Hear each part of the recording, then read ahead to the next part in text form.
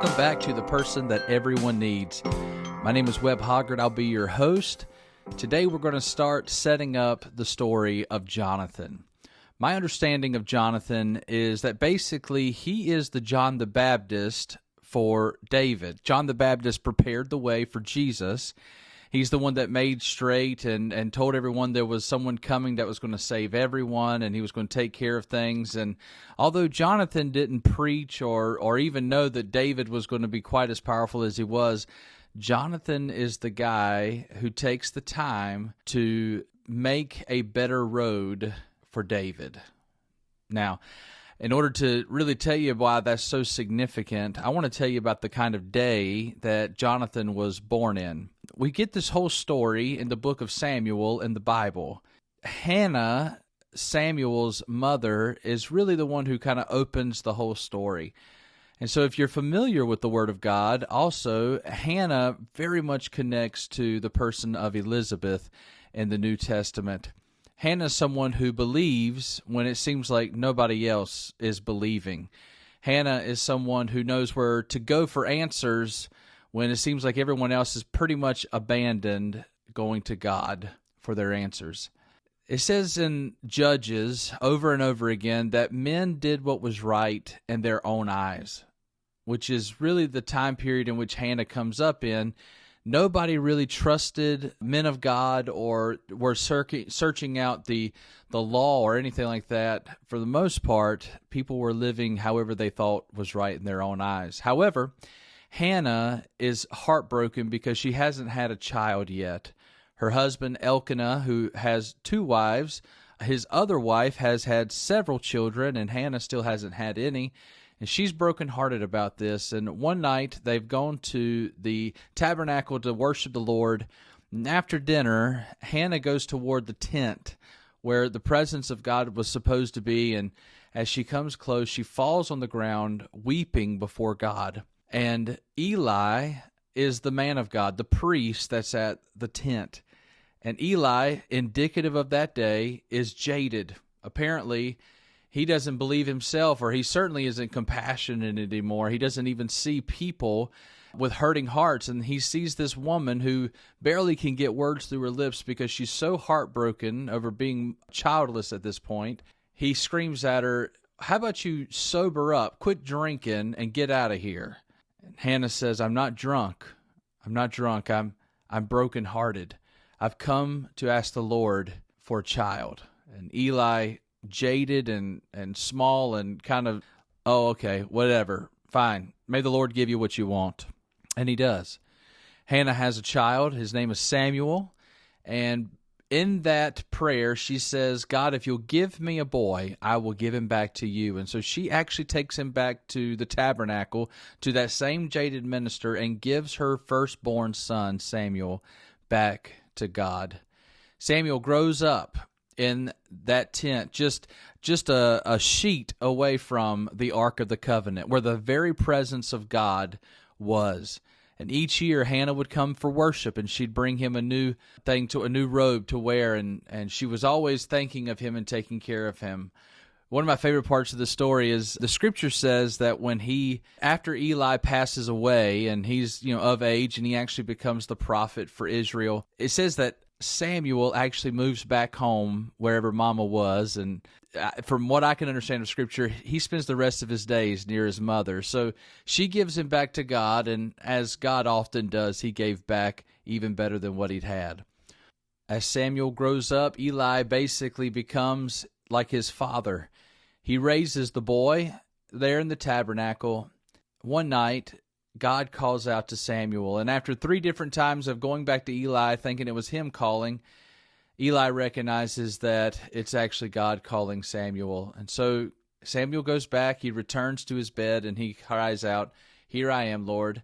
And God basically lets Samuel know at this young age that Eli's time is over and that it won't be long, and he will be handing over the spiritual leadership of Israel over to Samuel. The next morning, Eli asks him, what did he hear from the Lord? And he tells him the whole story. And even Eli, and even in this moment when he could have been brokenhearted, he could have fasted, he could have run to the altar, he could have begged God for help, still, I feel like there's another jaded answer here. Just again, a picture that even the spiritual people didn't have the heart to go and cry out to the Lord. His response to Samuel that day was, well, whatever the Lord sees fit, let it happen. Shortly after this word comes to Samuel, there's a day in which the Israelites go to war with the Philistines, and in order to win, because they don't think they have a chance, they take the Ark of the Covenant with them in hopes that God will let them win on this day. And so they take the Ark of the Covenant into the battle, and they end up losing the battle, which means they also lose the Ark of the Covenant. On that day, Eli's evil sons were also killed in the battle, and when word gets back at home, Eli finds out about the Ark of the Covenant being taken and that his sons are killed. He falls backwards off of his chair and he dies. He breaks his neck and dies. It's definitely one of the most devastating days in Israel's history. But Samuel takes his call and decides that he's going to now lead and do all that he can to unify and build back up the nation of Israel. Now, this is in a time, like I said, where most people did not believe in God. They did not follow the law whatsoever. There were not great movements of God or great men of God that were speaking into this time. So Samuel basically steps into a void of darkness in the nation of Israel, and he begins to lead militaristically. He leads religiously. He begins to lead this nation toward God. Now, the reason this is fascinating is because God actually gives him great success. The people trust him. They begin to lean in. He is known as the last judge in the Old Testament, and he's also really the first seer or the first prophet, as we would see. Samuel is a significant person in the Old Testament as far as we look at, because of the fact not only that he was special in the sense that he spoke up when nobody else was, but also that the faith was so low, and the fact that he was able to lead so well and bring them unity in this time is a significant thing. So Samuel begins to teach, he begins to travel, he goes to different places around the nation trying to build up unity and remind them that God is real. He takes them into military campaigns from time to time, and they win. I mean, incredible victories that take place across the board. Everything Samuel seems to do, the Lord blesses and touches everything that his hand finds to do. And it's a really incredible thing, because from as far as Israel's understanding, the reason God cared about Israel was because of the Ark of the Covenant. Yet, Samuel is doing all these incredible feats without the Ark, or the God box. And that's all it really was a golden-laden box that had angels carved out of gold, and it was sitting on top, and on the inside it was the law, and there was a few different things inside the box. But with that box, Israel always thought they had a chance. When they didn't have the box, they figured God didn't love them anymore. But Samuel proved different. Samuel proves that our God is an out-of-the-box kind of God. And it's a really cool story to think that Samuel proves that even in the Old Testament, before the Pentecost day where the Holy Spirit comes to all of us, God can walk alongside of us, with us, in us, and be for us and show up in miraculous, mighty ways without the need of a temple, without the need of a tabernacle, that tent, without the need of the Ark of the Covenant. God is not someone who resides in things. You don't have to be properly resourced to make a significant difference. And that's the reason I'm taking you down this journey for just a little bit. Hannah had a child whose faith was life-changing for the nation of Israel. He did not have the education. He didn't grow up in the town with his mama. He didn't get to stay in the place that would have been her dream to begin with. The circumstances weren't easy. He did stay at the tabernacle because that's what she promised.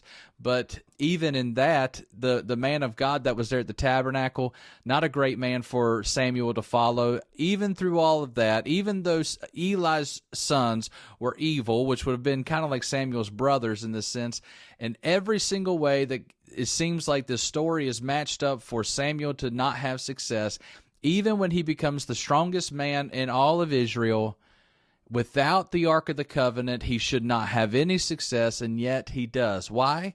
Because his heart is to please the Lord, and the Lord will do whatever he wants to with what he wants. And that's what he does. God raises Samuel up. He gives him the wisdom and the understanding and the knowledge to step up in the moment to do what is right. And because of his righteousness or right thinking or right doing, God does phenomenal things on behalf of them without the God box. So God doesn't need to follow our understanding. We must follow his. Trust in the Lord. Don't lean on your own understanding, and he'll guide our paths. That's what we are supposed to be doing. We're supposed to be following the God, not the box. And many of us have created our little God boxes. We have our little religious understandings and setups. And so I just say to you today, the person that everyone needs is someone who is going to listen and follow what God says. They're going to do what's right, even when it's not easy to do it. They're going to keep leaning in when it seems like everyone else is faithless. They're going to have faith. They're going to keep moving toward God and not far from him. That's what Samuel does, and Samuel is the one who sets up the scene for our hero, Jonathan. Samuel is the one who was called to go and anoint Saul to be the king over Israel, the first king of Israel. And that would be the day that would change Jonathan's life forever. And that's what we'll talk about in our next episode. So in summation, what I would like for all of you to know is that the person that everyone needs is a person who keeps the faith, who keeps believing, who keeps their heart open, even in the midst of their own anguish like Hannah was. They keep their eyes on God, even though it seems like they're completely alone, that nobody else is doing that. Hannah kept the faith even when Eli was jaded, and Samuel was strong in faith even when he did not have the Ark of the Covenant. God can do whatever he wants to, whenever he wants to.